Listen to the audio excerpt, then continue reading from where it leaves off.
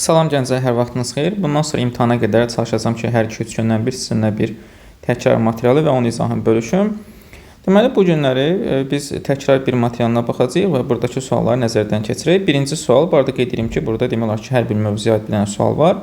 Birinci sual bizdə şifrələ bölməsinə əlaqədardır. Baxaq burada, yəni işləndiyi şifrələr sonunda biraz fərqli sualdır. Ronaldo sözü salonlu sözünə keçib, bizdən bu sözlərin hansısa keçdiyini soruşur. Yəni belə suallarda çox da əslində dərin fikirləşməyə də, çətin bir şey axtarmaya ehtiyac yoxdur. Sadəcə orada baxmalısınız ki, hansı hərfin qarşılığı hansıdır. Məsələn, burada əvvəldəki hərflərə baxa bilərsiniz, sondakı hərflərə baxa bilərsiniz, amma mən görürəm ki, sonda hamısı qoşa-qoşa hərflərdir deyə bunları tapmaq daha rahatdır. Məsələn, sondakı r hərfinə baxa görə bu r-lar hara keçməlidir. Mən baxıram ki, Ronaldo'nun birinci hərfi hara keçib s-ya. Deməli, r hərfinin qarşılığı s-dırsa, bu r-ların da qarşısı s olmalıdır. S. Sonra baxıram, burada n var. N-ların qarşısını tapaq. Ronaldo'nun üçüncü hərfi n-dır. Bəs burada üçüncü hərfi nədir? L. Deməli, n-ların qarşısı olmalıdır l-lı. Burada l-lını tapdıq. Sonra baxıram ki, burada təlin sonu l-lı ilə bitir. L-lı ilə bitirsə, Ronaldo'nun 5-ci hərfi burada l-dır və qarşılığı da n-dır. Deməli, bu l-ların da qarşılığı n-n olmalıdır. Sonra burada xol var, o da sonu l-dır da. Deməli, bunun da sonu n-n olmalıdır. Və nəhayət, axırıncı d var. Ronaldo'nun axırdan ikinci hərfi d-dır. Burada da salonu sözündə axırdan ikinci hərf l-dır. Deməli, mən burada sıralar qarşılıq olsa da, baxıram ki, sağ tərəfdə bir dənə S, 2 dənə L və 2 dənə L olmalıdır. Bu deməli A-da yoxdur, çünki Z filan var burada. Nə bilim, B-də Z filan var, sonra Y-də Z filan var, D-də də K filan görürəm mən orada. Mən baxıram ki, burada 2 dənə sonda N-lar, nə bilim, 2 dənə L-lar və bir dənə S. Deməli, düzgün cavabımız hansı olacaq? C variantı. Və bir şey də qeydəm ki, orada ilk hərflərə də baxa bilərsiniz. Məsələn, ilk hərflərə baxsaz, burada görəcəksiniz ki, burada 2 dənə S var. Deməli, ikisi eyni hərflə başlanmalıdır. İkisi eyni hərflə başlayanları axtarırıq. Zaten orada A variantı, B variantı getdi. H-da da 3 dənə eyni başlayan var. Buna görə bu da getdi, qaldı Y variantı, S variantı. Oradan məsələn ikinci hərflərə baxa bilərsiniz ki, ikinci hərflərdə burada 3 dənə eynisi var. Ə. Amma məndə 3 dənə eynisi yoxdur. İkinci hərflərdə 2 dənə i var, 2 dənə də ə var. O da baxın burada qarşılıqlar da i formasında qalıb. Deməli düzgün cavabımız olmalıdır C. Növbəti ikinci sualımız analogiya bölməsinə aiddir və sadə sual nümunəsidir. Sənədin bir növü pasport, yəni sənəd ümumi anlayışdır. Sənədlərdən biri də pasportdur. Yəni ümumidən xüsusiyə keçid edirik burada. Baxırıq variantlar arasında hansına var? Bu çay daş yox. Çay daşda belə bir əlaqə yoxdur. Qadağan sürət yoxdur. Arayış təsdiq və vərəq yazıblarda yoxdur. Amma metal civə, metalın bir növü də civədir. Yəni civə özü maye formasında olsa da o metalın bir növüdür. Növbəti üçüncü sual anaqram mövzusuna aiddir. Burada biz variantların hamısını sözləri taparaq aralarından mənasına görə fərqliliyi seçməliyik. Bəs burada mənalarını tapsaq, sözləri tapsaq, A variantı avtomatoloqdur, yəni göz həkimi. B variantı hepatoloqdur. Hepatoloq qaraciyər həkimi deyilir, hepatoloq. Daha sonra orada C variantı meteoroloqdur. Bildiyimiz kimi hava proqnozu barəsində məlumat verən şəxslərə deyilir. D variantı uroloqdur, Y variantı da kardioloqdur. Avtomatoloq, hepatoloq, uroloq və kardioloq hamısı həkimlərdir. Amma meteoroloq başqa bir peşə sahibidir. Deməli, burada fərqli sözümüz olacaq C variantı. Dördüncü sual qeyri-aşkar operatorlara aiddir. Burada bəs sualın həlli necədir? Ədədlərin rəqəmləri hasillərin bir-birinə vuraraq toplayır ayrı-ayrı. Yəni, məsələn, 9-u vurur 2-yə, üstə gəlsin 5 vurulsun 9. 18 üstə 45, 63. 8-i 3-ə vurur, üstə gəlsin 6 vurur 7. Bunu hesablasız 42, 24, 66. Və nəhayət məndən soruşulan 3 vurulsun 5, üstə gəlsin 6 vurulsun 8. 48, 15, bu deyəcək 63. 63 də bizdə D variantındadır. Növbəti 5-ci sualımıza baxaq. 5-ci sual isə aşkar operator mövzusuna aiddir və nisbətən sadə sualdır. Biz bilirik ki, aşkar operatorlarda operatorun sol tərəfini sola, sağ tərəfini sağa bərabərləşdiririk. İndi bunu həll edəndə, məsələn, birinci 18 ət 18 bunu həll edək. Sol tərəfdə baxıram ki, bu operatorda 3A-dır, sağ tərəfdə 2B-dir. Bunları bərabərləşdirib həll eləsəm, sol tərəfə 3A, sağ tərəfə 2B yazıram. 3A 18 isə A-mız oldu 6, 2B 18 isə B-miz oldu 9. Bəs düstur nədir? A-nın kvadratı üstə B bölü 3. O zaman biz bunu həll eləsək, A-nın kvadratı 6-nın kvadratı plus 9 bölü 3. Belə yazaq, 9 bölü 3. 36 üstə 3 biləcək 39. İndi ikincisi aşağı tərəf, yəni bu 128 deyəsə 64-ü sağ tərəf yazsaq, 128 deyəs 64. Burada da yenə sol tərəfi sola, sağı sağa bərabərləşdirsə, görürəm ki, məndə burada sol tərəfdə 2A-nın kubudur, sağda B-nin kvadratıdır. O zaman gəlin bunları yazaq, deməli sol tərəfi 2A-nın kubu, sağda isə B-nin kvadratı. 2A-nın kubu 128 isə 2-yə böləndə A-nın kubu 64 olur, A deyir 4. Digər tərəfdən B-nin kvadratı 64 isə nəyin kvadratı 64 deyir 8-in, B də 8-dir. Aparıb yerinə qoysaq, hər A-nı 2-yə bölür, 3B-ni də 2-yə bölür, toplayır bunları. Gəlin aparaq qoyaq yerinə. A-nı 2-yə bölməliyik. 4-ü böldüm 2-yə. 3B-ni, yəni 3 vur 8-i də bölməliyik 2-yə. 3 vur 8 bölü 2. Bu neçə eləyəcək? 2 üstə gəlsin. 24-ü 2 12. Oldu 14. Yəni mən nəhayət bunları çıxmalıyam da bir-birinə. 39-dan 14-ü çıxmalıyıq. 39 çıx 14 də bizə verəcək 25. O da olacaq orada 25B variantı. Növbəti gəldiyi 6-cı sualına bir saniyə buranın üstünü silək ki, burada 6-cı sual görə bilək. 6-cı sual ardıcılar mövzusuna aiddir. Bəs qaydası nədir və xeyli çətin suallardan biridir bu quizdəki. Bu qaydası belədir ki, burada Fibonacci ardıcılığıdır. Sadəcə toplayanda ikinci ədədin üzərinə yarısın gəlir. Məsəl üçün, burada tutaq ki, biz 28-i axtarırıq. 28-i tapanda burada 16-ın üzərinə 24-ü gəlir. Amma hansı formada? 24-ün yarısını. Yəni, normalda biz Fibonacci ardıcılığında özündən əvvəlki 2-3-ə də toplayırdıq. Yəni, burada da ikisini toplayır əslində. Sadəcə ikinci ədədin yarısını. Yəni, bu formada 16 üstə gəlsin 24-ün yarısı. 16 üstə 12 hesablasız 28 verəcək. Və ya 38 tapın. 38 nəyə bərabərdir? Özündən əvvəlki 24 üstə gəlsin 28-in yarısı. 28-in yarısı 14 edir. 24 üstə 14 eləyəcək 38 və ya 47-ni tapanda 28 üstə 38-in yarısı. 38-in yarısı 19 edir, toplayanda 47-ni alacaq. İndi bizə nəhayət sual işarəsi nəyə bərabərdir? 12 üstə gəlsin 8-in yarısı. 8-in yarısı da eləyir 4, 12 üstə 4 olacaq 16. Yəni düzgün cavabımız elməlidir 16A variantı. Növbəti gəldi 7-ci sual. 7-ci sual fiqur ədəd əlaqələrlə bağlı nisbətən sadə sual nümunəsidir. Digər suallara baxanda burada bir neçə əl qaydası var, amma məncə ən sadəsi belə ardıcıl sadə qəbin əksin formada baxıb ardıcıl formada yazmaqdır. Bəs qaydası nədir? Bu ardıcılıqla fikir versəz ədədləri 2-yə vurur, üzərinə 2 gəlir. Məsələn, 2-ni 2-yə vurduq, 4 üstə 2 gəldik 6. 6-nı 2-yə vurduq, 12 üstə 2 gəldik 14 və s. İndi gəldik, bizdən soruşulan 5, 12, sual işarəsi və 54. Bunlara baxsaq, 5-i 2-yə vurduq, 10 üstə 2 gəldik 12. 12-ni 2-yə vurduq, 24 üstə 2 gəldik, neçə eləyəcək? 26. Həmçində 26 vur 2, 52 üstə 2, 54-ü verəcək. Deməli, düzgün cavabımız bizim burada olmalı 26B variantı. Növbəti gəldik 8-ci suala. 8-ci sual isə cədvəllər mövzusuna aiddir və nisbətən sadə sualdır. Biz baxırıq burada A üstə A-nın kvadratı 12-dir. Əslində burada qiymət də qoya bilərsiniz. Hansı ədədinin kvadratından cəmi 12 eləyər? Yəni sadə görünür burada 3-dür və ya bunu həll eləmək istəyirsinizsə A-nı çıxara bilərsiniz, diskriminant həll eləyə bilərsiniz. A-nı çıxarsa qalacaq belədir 1 üstə A bərabərdir 12. Yaxşı, o hansı ədəddir ki, özündən sonraki vuranda 12 eləyir? Bu 3 ilə 4-dür də, yəni baxsaz burada 3-ü 3 üstə 1-ə 4-ə vuranda 12 eləyir. Elə buradan rahat görmək olurdu ki, bu 3-dür, bu da 3-ün kvadratı 9-dur ki, 3 üstə 3-ün kvadratı 12 eləyə bilib. Deməli, bizdə A 3-dür, bəs kvadratı neçə eləyir? 9. Bu birini tapa bilərik elə. Məsələn, orada verib ki, B üstə B-nin kvadratı 20-dir. Bəs sizcə bu hansı ədəddir? Kvadratın özünü toplayanda 20 eləyir. İndi 3 deyil, 2 çatmaz, 5 də çoxdur. Deməli, bu 4-dür. 4-ün üstünə 4-ün kvadratı 16-nın gələndə 20 eləyir. Deməli, bura 4-dür, bu da 16-dır. Və sonra nəhayət ən axırıncı baxırıq ki, C üstə C-nin kvadratını da 6 verib. Təbii ki, bu 1 olmaz, çünki 1 üstə 1-in kvadratı 2 eləmir. 6 eləyir, daha üstə 2 eləmir. Bizdə burada olacaq, deməli, C-miz 2. 2, 2. 2-nin kvadratı 4 edir, birbaşa yazacaq. 2 üstə gəlsin, 4 6-nı verir. Yaxşı, nəyi soruşur burada? Burada bizə soruşur A-nı. A-nı soruşursa 2 üstə 9. Bu neçə eləyəcək? 11. A oldu 11, o da oldu B variantı. Gəldik 9-cu suala. 9-cu sual isə şifrəli əməllər mövzusuna aiddir və vurma verilib burada.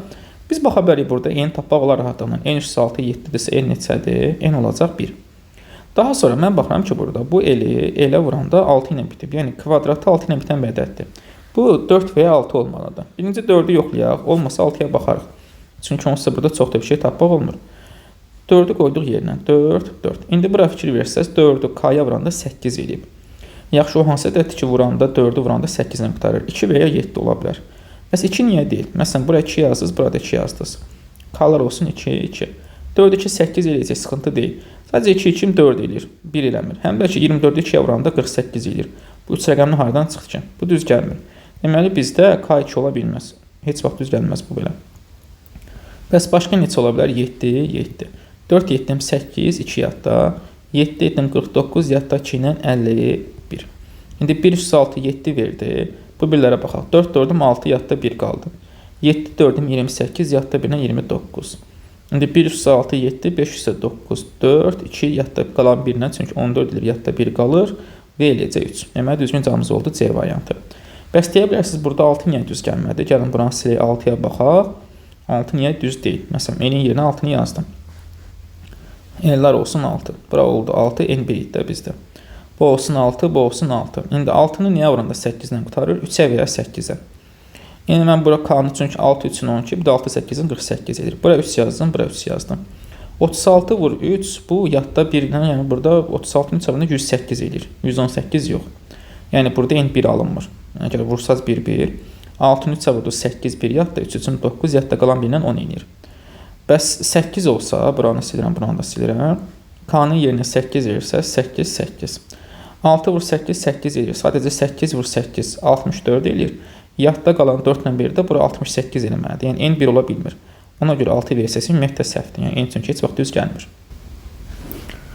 Növbəti suallara baxaq burada 10. Bircə saniyə mən əvvəlcə 11-də 11-ci sualı, sonra 10-cu sualı izah edeyim ki, 11-ci sualı yazandan sonra 10-cu sualında şərtlərini orada köçürək onun üstünə. Yaxşı, 11-ə baxsaq biz, 11-də də bizə 4 dənə tərəzi verilir və buradakı ədədlərin cəmini soruşur. Yəni burada şərtə qeyd edirik, buradakı ədədlər hamısı 0-dan 9-a kimi ədədlərdir. Yəni 0-dan 9-a kimi rəqəmlər olmalıdır. Hamısı bir rəqəmli ədədlər. Yaxşı, baxaq bura. Bəs hansı tərəzidən başlayarıq? Bizim burada başlayacağımız tərəzi, bir də burada yer kürəsi olan qlobuslar hamısı bir-birinə bənzəsə də fikir versiniz fərqlidir. Məsələn, baxsaq, bu xəritədəki Afrikaya oxşuyur. Bu Cənubi Amerikada deyərsən, burada Avstraliya, Amerika falan tərəf verilib. Yəni sadəcə bunlar ikisi eynidir, amma qalan hamısı bir-birindən fərqli qlobuslardır. Həmçinin burada çox çaşdırıcı 2 dənə də fiqur var. Bunun sol tərəfi qaradır. Daha doğrusu sağ tərəfi qara, sol tərəfi ağdır, amma burada tərsidir. Və həmçinin burada da bunlar da ikisi fərqli fiqurlardır. Birində baxın tam yarısı rənglənib, birində isə həm dairəvi rənglənib, həm də ki biraz daha az hissəsi. Yaxşı, o zaman hardan başlayırıq? 0-dan 9-a kimidirsə, bu qara dairələr ancaq 1 ola bilər. Çünki 2 versəz, bura 10 eləyəcək. 0 versəz, burada 0 eləyəcək. Təbii ki, isə 0 ola bilməz. Qara dairələrimiz oldu 1, 1, 1, 1, 1. O zaman bu da oldu 5.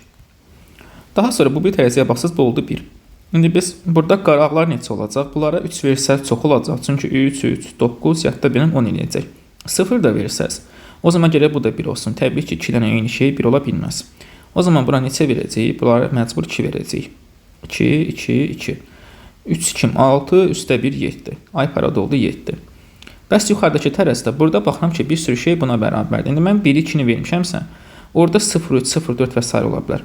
Əslində, belə bir şey yaza bilərsiniz. Məsələn, bunları hətta 8, buna böyük bir rəqəm yazıb, bunlara 0, 0 verə bilərsiniz. Sadəcə bu niyə səhvdir? Çünki artıq bunda bunlar bir-birinə bərabər olacaq. Bu da mümkünsüz bir şeydir ki, ikisi bir-birinə bərabər olsun. O zaman aşağıdakılar 0 ola bilməz. Məcbur yuxarıdakı 0 olmalıdır. Çünki buna artıq 1 gedib, 2 gedib, ən az 3 versə belə çox olur. Yuxarıdakına 0 verdik. Bəs ağ dairələr neçə olacaq? Bunlar da ancaq 3 ola bilər. Çünki 4 versəz 4 3 12 eləyəcək. Bunlar da hər biri oldu 3. 3, 3, 3. 3 3 oldu bu 9. Qalan rəqəmlərə baxsaz, biz 0-ı, 1-i, 2-ni, 3-ü, 5-i və 9-u 7-dən istifadə etmişik. Bizdə qalıb 4, 6 və 8. O 4, 6, 8-dən baxıram ki, 2 dənə eynisini sağa qoyub, 2 dənə fərqlisini sol tərəfə. Yaxşı, bizdə burada hansı eyni ikisi sağda olacaq, hansı ikisi solda olacaq, ona baxsaq. 8-ləri sağa qoysaq 16 edir, 4 ilə 6-ın cəmi 16-ya çatmaz. 4-ləri sağ tərəfə qoysaq 8 edir, 6 ilə 8-in cəmini çox eləyər. Onda məcbur biz sağ tərəfə hansıları qoymalıyıq? 6-ları. Yəni bu qlobuslar bizdə hər ikisi, bunlar hər ikisi 6 olmalıdır. Yerdə qalır 4 və 8. Sadəcə müəyyənləşdirə bilməyəcəyik ki, hansı 4-dür, hansı 8. Yəni 2 formada da bu düz gəlir.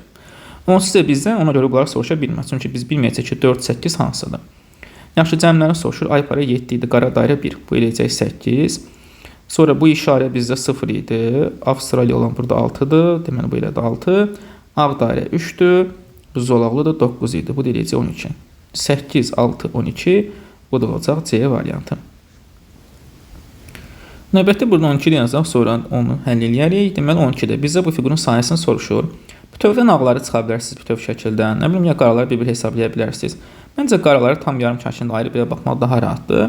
Mən bunları tam və yarım kvadratlara ayırıram bu formada. Sonra bunları sayırıq əllə. O daha rahat və daha tez olur. Bunu buradan belə ayırdıq. Bunu da buradan ayırdıq. Bunu da belə. İndi tam kvadratları saysaq burada 1, sonra 2, 3, daha sonra 4, 5, 6, 7. Deməli, sahə axtarıqda biz sahə bərabərdir. 7 dənə tam kvadratında sayısı təbii ki 7 eləyəcək. Çünki 1 bölgü 1 cm-dir. Sonra yarımlara baxsaz, yarım 1, 2, 3, 4, 5, 6 dənə də yarım var. Yəni bir xananın yarısı. Bunlar da o zaman 2-yə bölünməlidir. Üstə gəlsin 6-nın yarısı. Sonra mən bu şəklə baxıram ki, bu normalda 3 xana idi. 3 xananın da sahəsi 3-dür. Sadəcə bu diaqonalsa yarıdan kəsilibsə, 3-ün yarısı neçə eləyəcək? 1/5. Deməli, bu sahə bizdə 3-ün yarısı 1/5-dir. 1/5 də burada. Plus 1/5. Daha sonra burada körbucaqlı üçbucağa baxsaz, əgər körbucaqlı üçbucağın sahəsini rahat hesablaya bilirsiniz, elə baxa bilərsiniz. Məsələn, bu körbucaqlı üçbucaq olduğu üçün bunun tərəfi buradan bura kimi 1-dir, bu tərəfi 1-dir. Hündürlüyünü tapanda bu nöqtədən hündürlüyü çəkmək istəyirsə, hündürlüyü bu tərəfə çəkmirsiniz. Həmişə hündürlük hansı tərəfə baxırsınız, ona paralel getməlidir. Yəni, daha sonra perpendikular getməlidir. Yəni, siz buradan buraya perpendikular indirməlisiniz. Axı, siz bura çəksəz xətti ona paralel olur. Yəni, perpendikular olması üçün buradan bu tərəfə çəkirsiniz. Belə. Bunun uzantı üzərinə düşür. Və hündürlük neçə eləyir? 1. Bəs üçbucağın sahəsi niyə bərabərdir? Tərəfi hündürlüyə vurub, 1 vur 1, böldü 2. Bu da neçə eləyir? 2 böl 1, 1 böl 2 daha doğrusu. O da olur 0,5. Buradan da 0,5 gələcək üstünə, plus 0,5. Və neçə eləyəcək? 7 üstə 3, üstə də bunlar da 2 eləyəcək. 12. 12 də hansı variantdır? C variantı. Ya da ki, belə baxa bilərdiniz. Bunu üçbucaqlar ayırıb, mən bunu silim. Əgər körbucaqlı üçbucağın sahəsini bilmiriksə. 2 dənə üçbucağı tapa bilərdiniz. Məsələn, baxın, mən bunu buradan çəksəm, bu formada. Burada 3 dənə xana var. Yəni, sahə bütöv 3-dür. Yaxşı, bəs ağlara baxsaz, buna baxsaz, bu 2 xananın yarısıdır. Bu ağ hissə. Bütöv çünki 2 xanadır, bu da onun yarısı. Deməli, bu 1-dir. Bu biri də 3 xananın yarısıdır. Bu da 1/5-dir. Ümumi 3-dən bu 1 ilə 1/5, 2/5 çıxsaz, bura yenə 0/5 qalacaqdır. Deməli, düzgün cavabımız da burada olacaq 12 C variantı. Sonra 13. 13-də bizə fəza fiqurunun qapanış, yığılmış forması verilib. Onun açılmış düzgün formasını soruşur. Biz də bildik ki, burada qarşı üzərə, ardıcıllığa və üzlərin vəziyyətinə baxmaq lazımdır. El ardıcılığa görə bir neçə variantı çıxa bilərik. Çünki fikir versəz, burada ardıcılığı 5-dən başlasam 5-3-1 formasındadır. 5-3-1. Yaxşı, variantlara baxıram. A-da 5-dən başladım, 5-1-3 oldu. A getdi. B-də 5-dən başladım, 5-3-1. Hə, burada ardıcılıq düzdür. Daha sonra C-də 5-dən başladım, 5-1-3 oldu. C getdi. D-yə baxaq. 1-i buraya gətirsək, 1 oldu belə. Burada da 5-3-1-dir. Bu da düzdür. Amma Y-də 5-1-3-dür, Y-də getdi. Deməli, qaldı bizdə B və D variantları. Burada qarşı üzərdə bir sıxıntı olmadığı üçün ancaq şəklin vəziyyətinə baxmaq lazımdır, üzərin vəziyyətinə. Mən bunu buradan sileyim, buradan və bunu. Bəs burada sıxıntı hardadır? Niyə B səhvdir, D düzdür? Çünki orada üçün vəziyyətinə baxsaz, bu 300-ün ortaq ucu buradır. Yəni 300 burada kəsişir bizdə. Həmin bu hissədə. Və həmin o hissəyə 3-ün nöqtələri düşmür. Yəni 3 evi bura gəlmir. 3-ə fikir versiniz, 3 bu formada belə keçib. 300-ün kəsişməsinə gəlmir. Yəni 5 ilə 1-in kəsişməsində 3-ün nöqtəsi yoxdur. Baxıram burada, bu B variantı niyə səhvdir? 5 ilə 1 burada kəsişib və 3-ün nöqtəsi də buradadır. Ona görə bu B səhvdir. Əslində 3 belə olmalı deyildi. 3 bu formada durmalıydı orada ki, şəkil düz olsun. Həmin nöqtə boşda qalmalıdır. Amma D-yə baxın, 5 ilə 1-in kəsişməsi buradadır, bu hissədə. Və orada 3-ün nöqtəsi yoxdur. 3 ora paralel keçib bu formada. Deməli, bu düzdür. Düzgün cavabımız eləyəcək burada da D variantı. Sonra gəldik burada mətni. Bu mətni əvvəlini bilən qayıdaq. Mən bura istəyirəm ki, üstünə yazmalı bir yerimiz olsun. Deməli, bizə mətndə 6 dənə şəxs verilib. Eldar, Yusif. Sadəcə o Yusif aşağıda isə Yunus gedib. Yəni, Yusif ilə Yunus Eldar kimi qəbul eləyək. Onlar sözlər səhv gedib. Sadəcə bir nəfərdir onlar.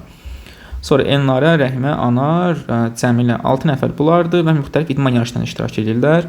Bu da şahmatdır, qaçışdır, bilyarddır və domino. Yəni 4 dənə müxtəlif idman yarışında iştirak edirlər. Və hər biri orada 2 dənə idman yarışında iştirak edəcək və fərqli olmaq şərtinə təbii ki. Yaxşı, gəlin bunların özlərini qeyd edək burada. Deməli, bizdə kimlərdir bunlar? Eldar, qeyd edək, Eldar. Daha sonra orada Yusif var, Eldar, Yusif. Sonra Elnarə. Sonra Rəhimə, Anar, bir nəfər də olmalıdır. Bir də Cəmilə. Cəmilə də burada qeyd edək. Cəmilə. Və görən yazıb burada. Yazıb ki, bunlar gənc. Eldar və Cəmilə yaşlıdır. Yaxşı, Eldar və Cəmilə yaşlıdırsa, bunları qeyd edək. Eldar yaşlıdır. Cəmilə də yaşlıdır. Qalanları isə gəncdir. Bunlar da hamısı gəncdir. Bu da gənc, bu da gənc, bu da gənc, bu da gənc. Bu heç 4 dənə domino var, 3 dənə qaçış var ki, bu heç burada bir şey verməyəcək bizə. Rəhimə şahmat və domino yarışında iştirak etmişdir. Rəhimə iştirak etdiyi hər iki yarış verilib. Şahmatdır və dominodur. Daha sonra orada yazılıb ki, bu yəqin ki, burada K hərfi səhv düşüb. Anar və Cəmilə fərqli yarışdır. Yəni, Anar ilə Cəmilənin yarışları eyni deyil. Anar və Cəmilə fərqli yarışlarda olmalıdır. Elnarə ilə Yunus eyni iki yarışda. Elnarə ilə Yunisin yarışları eyni olmalıdır. Elnarə və Yunis. Bunlar eyni yarışlarda iştirak etməlidir. Bilyard yarışında iştirak edən şəxs gənclərdən biridir. Gənclərdən biri isə Cəmilə getdi, Eldar getdi. Həmçinin Yunislə Elnarə də getdi. Niyə bunlar olmaz? Çünki burada Eldar ilə Cəmilə qocadır, yaşlıdır. Elnarə ilə Yunis isə eyni yarışlarda iştirak etməlidir və bura fikir versəz, bilyard bir nəfərdir. Əgər biz Elnarə Yunisi götürsək, 2 nəfəri yer yoxdur orada. 1 nəfər olmalıdır. Elnarə ilə Yunis isə getdi. Zaten rəhmənlə yarışlarını biliriksə, o bilyardda iştirak edən kim olacaq? Ancaq anar ola bilər. Deməli, anar harada iştirak edib? Bilyardda və o bir yarışını da verib ki, o həmçinin atletizm yarışında da iştirak edib. Bu bir yarışda atletizmdir. Atletizm. Yaxşı, saylara baxsaq, mən orada saylara fikir verirəm ki, 4 dənə domino idi, 3 dənə qaçış idi, 2 dənə atletizm və s. idi. Şahmatın artıq bir dənə qalıb, çünki biri getdi rəhmiyə. Şahmatda bir nəfər qalıb, bilyardda heç kim qalmadı, o tapdıq ki, anardır. Sonra atletizmdə bir nəfər qalıb, çünki birini tapmışıq. Dominoda da 4 nəfər idi, birini tapmışıq, qalıb 3 nəfər. Yəni, bizdə artıq saylar bu formadadır. Və mən nəzər yetirirəm ki, burada Elnarə ilə Yunisin yarışları eyni olmalıdır. Bunların yarışları eyni olmalıdırsa, orada təbii ki, atletizm və şahmat ola bilməz, çünki orada bir nəfəri yer var. Bunların hər ikisinin yarışları domino qaçışdır, eyni olmaları üçün. O zaman Elnarə ilə Yunis hər ikisi iştirak edir domino və qaçış yarışlarında. Yəni, bunları yazaq. Domino, qaçış, həmçinin Elnarə də domino, qaçış. Bunların hər birindən 3 dənə idi, tapdım hərəsindən ikisi getdi. O zaman bunlardan bir dənə qaldı. Yəni, atletizm bir dənə düzdür qalmışdı. Burada da bir dənə qaldı, qaçışda və dominoda bir dənə. Yəni, bir nəfər domino, bir nəfər. Yəni, bir nəfər dominoda bir nəfər yer, qaçışda bir nəfər yer, atletizm və şahmatda bir nəfər yer qalıb. Bəs digərini tapmaq olmur ki, burada Eldarla Cəmilədə vəziyyət neyədir? Sadəcə bilir ki, Anarla Cəmilə eyni yarışda da iştirak eləməyib. Sadəcə orada da onsuz da qalıb, atletizmdə iştirak eləməsə Cəmilə. Cəmilə iştirak edəcək 3 dənə yarış qalıb. Domino, qaçış, şahmat. Yaxşı, bundan sonra baxarıq. Sualları nəzərə yetirsək, burada birinci sualda soruşur ki, hansı mütləq doğrudur? Yaxşı, bəs nə qeyd olunub burada? Qeyd onlara baxsaq. Elnarə daha doğrusu, Elnarə bilyard yarışında iştirak etmişdir. Yox, bilyaddakı Anar idi, bu heç. Yunis atletizm yarışında iştirak etmişdir. Yunis də qaçış və dominoda iştirak edib, bu da heç. Cəmilə bilyard, ümumiyyətlə bilyard Anar idi. Eldar bilyard, bu da deyil. Anar bilyard, həmsi. Bilyaddakı Anar idi. Deməli, düzgün cavabımız oldu, Y variantı. 2. Burada deyir ki, mətnə əsasən hansı mütləq səhvdir? Yunis qaçış yarışında iştirak edib. Baxın, o iştirak edib. Yunislə o bir kim idi? Elnarə. Bunlar hər ikisi iştirak etmişdir. Bu heç bunu bilirik. Düzdür bu. Anar atletizmdə, o da düzdür. Bilyardın atletizmdə iştirak edib. Elnarə atletizmdə. Bir dəqiqə baxaq görə Elnarə atletizmə gedə bilir, yoxsa yox. Elnarə yox, domino və qaçışda iştirak edib. Deməli, bu səhvdir. 4-dən yazmışdı Eldar atletizm. Bunu mütləq deyə bilmədik, çünki onsu boşdadır. Cəmilə domino, Cəmilə boşdadır, bunu da bilmirik. Və axırıncı şərt, burada yazıb ki, Eldarın domino yarışında iştirak etdiyi məlumdursa, hansı səhvdir? Yaxşı, gəlin əvvəlcə Eldarı dominoya göndərək, ondan sonra qalanlara baxarıq. Deməli, Eldar getməlidir domino. Eldar domino. Bunu burada qeyd edək. Domino. Artıq dominoda yer qalmadı. Burada bitdi domino. Qalıb qaçış, atletizm və şahmat.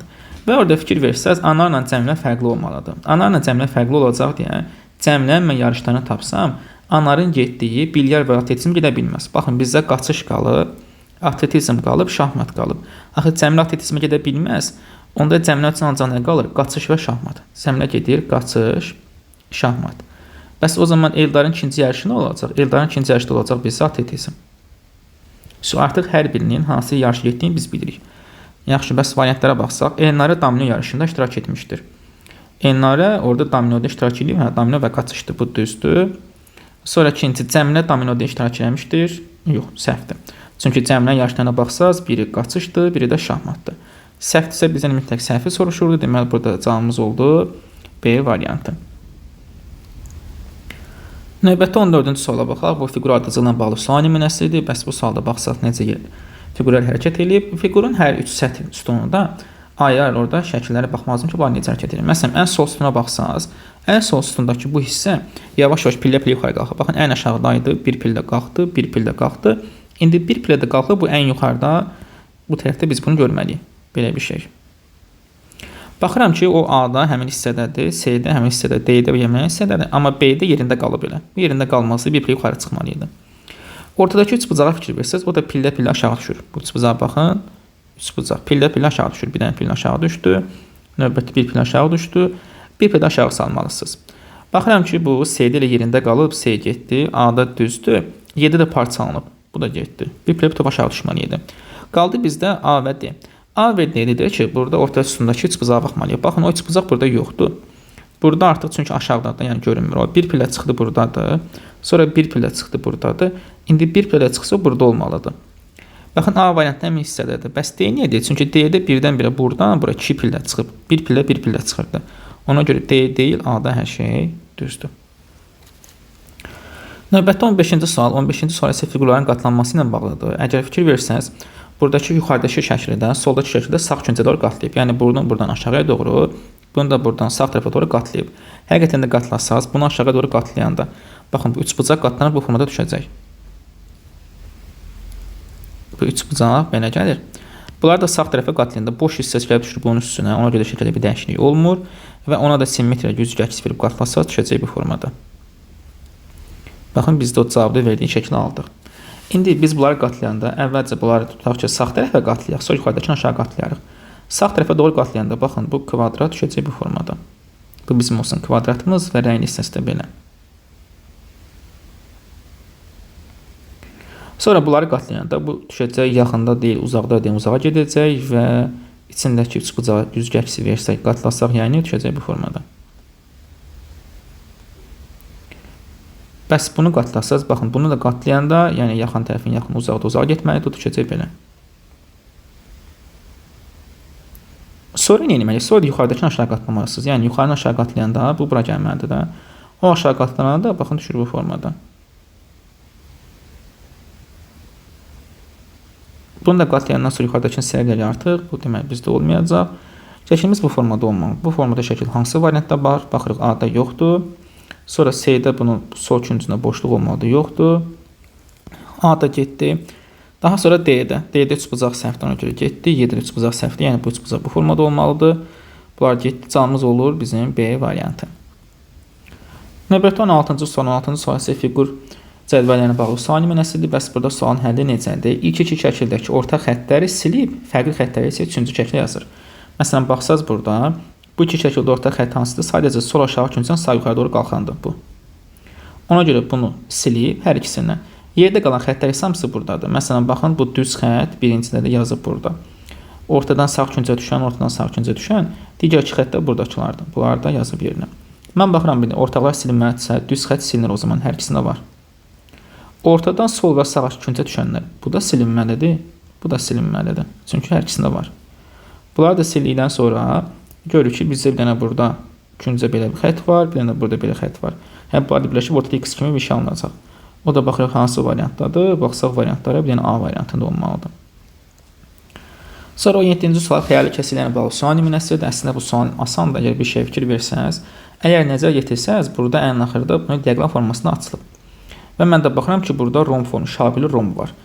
Diaqonal simmetriyada, yəni həmişə diaqonal simmetriya verirsə, fiqurlar bir-birinə perpendikulyar baxmalıdır. Yəni belə düz duran ox, sən buna diaqonal simmetriya verirsənsə, bu formada kağızı belə qatırırsansa, o belə düşür. Həmişə perpendikulyar durmalıdır. İndi bizdə orada romb şabili formadadsa, ona sən axırda güzgü əksi verəndə, yəni bu tərəfə doğru açanda, o durmalıdır paralel formada, yan formada. Baxıram ki, A-da ilə olduğu kimi saxlayıb, sonra B-də olduğu kimi saxlayıb, B-də getdi, C-də ümumiyyətlə kvadrata çevirib, D-də olduğu kimi saxlayıb. Bunların hamısı səhvdir.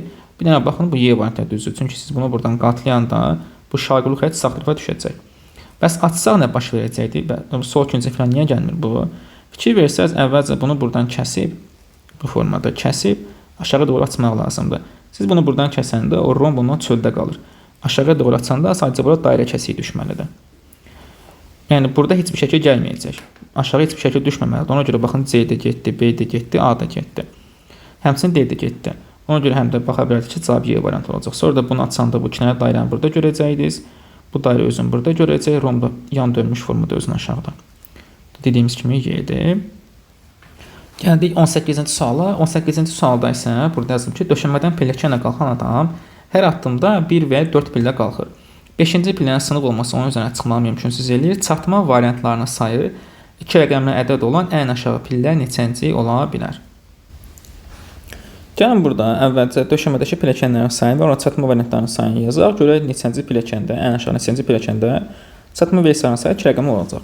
Yaxşı, yuxarı mən yazıram pilləkən sayı, pillə sayı, aşağıdakı çatma versiyasıdır. Çatma variantlarının sayıda uzun söz yazmır, bir də ki, bu çatma variantlarının sayıdır. Yaxşı, tutaq ki, pillə sayı 1 olsun, 2 olsun, 3 olsun, 4, 5, 6, 7, 8, 10-a kimi yazaq, əgər lazım olsa bunu davam etdirərik. Bu necə çıxırdı? 1, 1 və 4, 4 çıxırdı. Yəni, addımları 1 pillə və ya 4 pillə birdən çıxacaq formadadır. Və nəzərə edilməsin, burada 5-ci pillə sınıqdır. Əgər həmin pilləkən sınıqdırsa, siz ona çıxa bilməzsiniz. Ümumiyyətlə, sınıq pilləkənə heç vaxt çıxmaq olmur. Deməli, buna çıxma versiyasının sayı 0-dır. Bəs o birlərə baxsaq. O birlərə baxırıq ki, burada 1, 2, 3, 4 bunları tapmaq lazımdır. Əgər addımları 1 və 4-dürsə, 1, 1 və 4, 4 çıxa bilir. Birinci pillə bir formada çıxa bilərsiniz. Yəni, 1 addım atıb çıxarsınız. Çünki 4 addım atsa çox olacaq. Elə buna çatma versiyasının sayı 1-dir. Həmçinin ikinci pilləyə çıxmaq üçün ancaq 1 addım çıxa bilərsiniz. Bu da 1 versiyaya çıxa bilərsiniz. Üçüncü pillə də həmçinin 1 pillədir. Deməli, çünki üçüncüyə ancaq çıxa bilərsiniz 1, 1, 1, 1 formasında. Amma artıq dördüncü pillədə diqqətli olmalısınız. Bura çünki 2 formada çıxmaq olur. Dördüncü pilləyə 1, 1 də çıxa bilərsiniz. 1, 1, 1. Və birbaşa 4 addım atıb da çıxa bilərsiniz. Bu deməli 2 formada olacaq. Çünki 1, 1 də çıxmaq olar, birbaşa 4 addımda çıxmaq olar.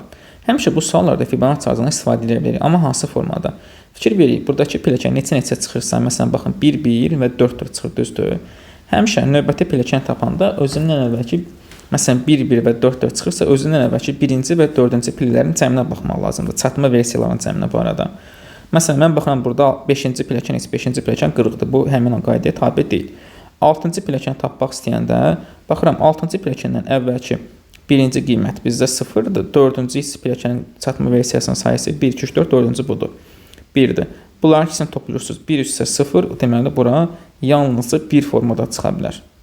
Məsələn, 7-ci pilləkəni tapanda özündən əvvəlki, baxın, burada 1-dir, 4-cü də 1-dir. 1 ilə 1-in cəmi 2. Buna 2 formada çıxa bilər.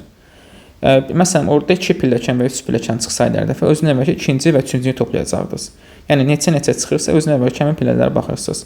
8-ci pilləkən, özündən əvvəlki 1-ci 2, sonuncu da 2, daha sonra 4-cü də 2. 2 ilə 2-in cəmi bu olacaq 4. 9-cu pilləkəndə özündən əvvəlki 1-ci 4, 4-cü də 0. 4 ilə 0-ın cəmi eləyəcək 4. 10-cu pilləkəndə, 10-cu pilləkən gəldik. Özündən əvvəlki 1-ci 4, 4-cü də 1. Bu eləyəcək 5. Hər də bizə 2 rəqəm eləyək, o zaman bunu davam etdirək. 11, 12, 13, yəqin ki, bura kimi artıq çatar o 2 pilləkəniyə. 2 rəqəm eləyək daha doğrusu. Burada özündən əvvəl 1-ci 5, 4-cü də 2, 5 ilə 2-in cəmi 7. 12-ci pilləkəndə artıq nəhayət çatdıq. Çünki özündən əvvəl 1-ciyə baxsaz bu 7-dir. 4-cü də 4-dür. 7 ilə 4-ün cəmi neçə eləyəcək? 11. Artıq 12-ci pilləkəndə çatma versiyalarının sayı 2 rəqəmi olur. Deməli, bizdə ən az neçə pilləkən soruşurdursa, bu 12-ci pilləkəndir. Çünki 12-ci pilləkəndə artıq bizdə 2 rəqəmi olur. Burada 13, 14 falan da var da 2 rəqəmdir. Məsələn, 13-ə baxsaz, 11 ilə 4-ün cəmi 15-dir. Amma bizdən ən az soruşursa, düzgün cavabımız olmalıdır 12 A variantı. Növbəti 19-cu sual. 19-cu sual isə sadə sual nümunəsidir. Burada sadəcə hərflərə uyğun biz nisbətləri tapa bilərik ki, ən çox bizdə O-dur. O deməli 4-dür. Sonra A-dır. A 3 hissə olmalıdır. V 2 hissədir. E isə 1 hissədir. Buna uyğun qrafikə baxsaz, ən böyük O, sonra A, sonra V, sonra E formasında olmalıdır. O zaman tez burada ən böyük O olmalıdırsa A getdi, Y getdi, D getdi. Qaldı bizdə B və C variantları. Amma sıralamaya baxıram ki, O-dan sonra böyük olan A olmalıdır. Amma C-də A-nı ən balaca verib. Deməli, düzgün cavabımız B variantı olar. Və nəhayət sonuncu sualımız 20-ci sual. Bu sualı diqqətlə oxusaq, burada yazılıb ki, bir qrupun üzvləri fərqli ay və günlərdə doğulublar. Onların hər birinin doğum tarixindəki ay və günü göstərən ədədlərin cəmi 35-dir. Qrupun ən çoxu neçə üzvü ola bilər? Yəni, əsas cümlə buradadır. Onların hər birinin, yəni aylarlıqda hər birinin doğum tarixindəki ay və günü göstərən ədədlərin cəmi 35-dir. Məsələn, tutaq ki, indi hər hansı bir gündə tutaq ki, iyunun 28 anadan olub hər hansısa bir şəxs. 28 iyunda. Bunu biz ay və günündəki ədədləri toplasaq, 34 eləyəcək. 28 üstə 6, 34 eləyir. Yəni, nə bilim, anadan olub tutaq ki, dekabrın 1-i, 1 dekabr. Bunu biz tapsaq, 1 üstə 12, bu eləyəcək 13. İndi bu qrupdakı həmin şəxslərin də hər birinin doğum tarixindəki ay və günü göstərən ədədlərin cəmi də 35-dir. Bizdən soruşur ki, qrupun ən çoxu neçə üzvü ola bilər və hamısı fərqli tarixlərdən olub, yəni eyni tarixdə ikisi ola bilməz. O zaman mən yuxarı ayı yazım, aşağıda günü yazım. Eləyirəm ki, bunların cəmləri 35 eləsin. Dekabr ayını fikirləşsək, 12-ci aydan söhbət gedir. 12-ci ayda gərək dekabrın 23-cü olsa, 12-nə 23-cü cəmi 35 eləyər. Noyabr ayını fikirləşsək, çünki dekabrda başqası ola bilməzdi, hamısı fərqli tarixlərdə idi. Noyabrda 11-in fikirləşsək, deməli ayın 24-də olmalıdır, oktyabrda olsa 25 olmalıdır, sentyabrda olsa bu ayın 26-sı olmalıdır, avqustda olsa 27-si, iyulda olsa 28-i, bu qaydayla davam edirik. İyulda olsa 29-u, mayda olsa 30-u. 4-cü ay apreldir. Gərək burada 31 olsun. 3-cü ayda martda gərək 32 olsun. Təbii ki, ayda 32 gün olmur. Mayın 32 ola bilməz. Bu getdi. Bu da hansı aydır? 4-cü ay bizdə apreldir. Aprel. Aprel ayda bildiyimiz kimi 30-dan, 31-dən deyil. Ona görə bu da ola bilməyəcəyi üçün bu da getdi. Yəni bundan sonra olmayacaq. Gərək fevralın 33-ü olsun. Bu da mümkünsüz kimi bir şeydir.